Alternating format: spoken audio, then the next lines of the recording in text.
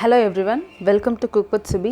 இன்னைக்கு கோதுமை மாவு யூஸ் பண்ணி ரொம்பவே ஈஸியான ஒரு ஸ்வீட் ரெசிபி எப்படி பண்ணுறதுன்னு பார்க்கலாம். இது பண்ணுறதுக்கு ஒரு பேனில் நான் 3/4 கப் அளவுக்கு சர்க்கரை சேர்த்துக்கிறேன். அது கூடவே 1 கப் அளவுக்கு தண்ணி சேர்த்துக்கிறேன். சேர்த்துட்டு அடுப்பு கொஞ்சம் மீடியம் டு ஹை ஃப்ளேமில் வச்சு இது நல்லா அந்த சர்க்கரையை வந்து கரைய வச்சுக்கலாம். ஒரு விஸ்கர் வச்சு மிக்ஸ் பண்ணிக்கிட்டே இருங்க. இந்த சர்க்கரை தண்ணி வந்துட்டு கொஞ்சம் கொதி வரணும். சர்க்கரை கரைஞ்சதுக்கப்புறமா நான் 4 ஏலக்காயை நசுக்கி சேர்த்துக்கிறேன். அது கூடவே ஒரு 1/4 டீஸ்பூன் அளவுக்கு ரோஸ் எசன்ஸ் சேர்த்துக்கிறேன். சேர்த்துட்டு இதை நல்லா கலந்து விட்டுக்கலாம். சர்க்கரை தண்ணி வந்துட்டு பார்த்திங்கன்னா கொஞ்சம் பிசு பிசுன்னு இருக்கிற வரைக்கும் அதை குக் பண்ணிக்கலாம். இப்போ பார்த்திங்கன்னா சர்க்கரை தண்ணி பிசு பிசுன்னு ஆகிடுச்சு, நல்லா கொதிக்கவும் ஆரம்பிச்சிருச்சு. இப்போ அதை அடுப்புலேருந்து எடுத்து தனியாக வச்சிடலாம். மூடி போட்டு வைங்க, அப்போ தான் இந்த சூடு அப்படியே இருக்கும். இப்போது வேறு ஒரு கடாயில் நான் 1 கப் அளவுக்கு கோதுமை மாவு சேர்த்துக்கிறேன். ஒரு 1/8 டீஸ்பூன் அளவுக்கு உப்பு சேர்த்துக்கிறேன். 1 டீஸ்பூன் பேக்கிங் பவுடர்,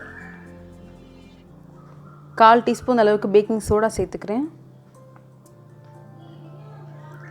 2 டீஸ்பூன் நெய். இப்போ இது எல்லாத்தையும் வந்துட்டு ஃபஸ்ட்டு கையால் மிக்ஸ் பண்ணிக்கலாம்.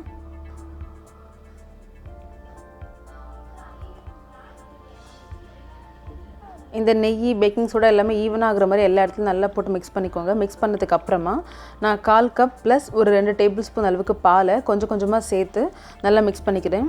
என்னோடது வந்துட்டு பியூர் கோதுமை மாவு. நீங்கள் வந்துட்டு கடையில் வாங்கின மாவாக இருந்தால் அதுக்கேற்ற மாதிரி அட்ஜஸ்ட் பண்ணிக்கோங்க.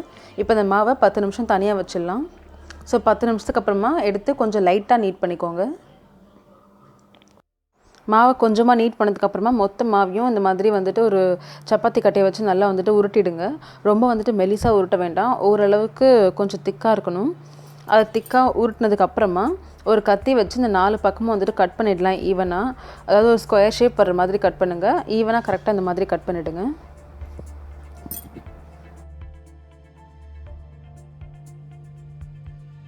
இந்த மாதிரி ஸ்கொயராக கட் பண்ணதுக்கப்புறமா ஃபஸ்ட்டு வந்துட்டு வெர்டிக்கலாக கட் பண்ணிடலாம். அதுக்கப்புறமும் திரும்பவும் ஹரிசாண்டலாக கட் பண்ணலாம். அதாவது சின்ன சின்ன ஸ்கொயர்ஸாக வரணும், அந்த மாதிரி கட் பண்ணிவிடுங்க. கட் பண்ணதுக்கப்புறமா இந்த பீஸ்லாம் தனியாக அதுலேருந்து பிரித்து வச்சிடலாம். கேர்ஃபுல்லாக பிரிக்கணும், ஏன்னா கோதுமை மாவு வந்துட்டு நீங்கள் இதை எடுக்கும்போது டக்குன்னு பிச்சுட்டு ஒரு மாதிரி வரும். ஸோ அதனால் கரெக்டாக கட் பண்ணிவிட்டு இதை கரெக்டாக தனியாக பிரித்து வச்சிடலாம். எல்லாத்தையும் பிரித்து வச்சதுக்கப்புறமா எண்ணெயை நல்லா காய வச்சுட்டு நல்லா அதில் போட்டு டீப் ஃப்ரை பண்ணிக்கலாம். ஒரு கோல்டன் கலர் வர வரைக்கும், golden to golden brown colour வர வரைக்கும் நல்லா டீப் ஃப்ரை பண்ணிக்கோங்க. அதே மாதிரி எண்ணெயில் பொரிக்கும் போது ஒரு கரண்டி வச்சு இதை சுழட்டி விட்டுக்கிட்டே இருக்கணும். அப்போ தான் எல்லா பக்கமும் ஈவனாக குக் ஆகும்.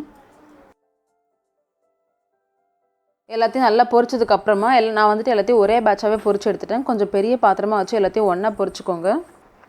பொரிச்சுட்டு அது சூடாக இருக்கும் போதே அதை அப்படியே எடுத்து சூடான நம்ம சுகர் சிரப் பண்ணி வச்சுருக்கோம் இல்லையா, அதில் போட்டுடலாம். போட்டு நல்லா மிக்ஸ் பண்ணிவிடுங்க. மிக்ஸ் பண்ணிவிட்டு இதை வந்துட்டு மூடி போட்டு ஒரு 4 மணி நேரத்துக்கு வந்து இதை நல்லா ஊற வச்சுக்கலாம். இதை வந்துட்டு 4 மணி நேரத்துக்கு வந்துட்டு டிஸ்டர்ப் பண்ணாமல் அப்படியே மூடியே வச்சுருங்க.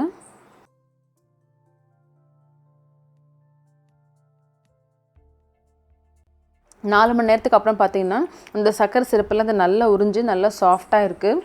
இப்போ நான் வந்துட்டு நல்லா ஒரு வாட்டி ஃபஸ்ட்டு நல்லா மிக்ஸ் பண்ணிவிடுங்க. மிக்ஸ் பண்ணதுக்கப்புறமா இப்போ நான் உங்களுக்கு பிரித்து காமிக்கிறேன் பாருங்கள் எந்த அளவுக்கு சாஃப்டாக ஜூஸியாக இருக்குன்னு. ஸோ ரொம்பவே ஈஸி அண்ட் டேஸ்டியான வீட் ஃப்ளவர் குலாப் ஜாமுன் ரெடி. இது வந்துட்டு குலாப் ஜாமுன் வந்துட்டு பால் பவுடர் இருக்கணும், மைதா இருக்கணும், இல்லை குலாப் ஜாமுன் மாவு இருக்கணும்னு அவசியம் இல்லை. நீங்கள் எதில் வேணால் பண்ணலாம். அண்ட் இந்த கோதுமை மாவில் பண்ண குலாப் ஜாமுன் ரொம்பவே டேஸ்ட்டாக இருக்கும். ஸோ கண்டிப்பாக ட்ரை பண்ணி பாருங்கள். தேங்க்ஸ் ஃபார் வாட்சிங்.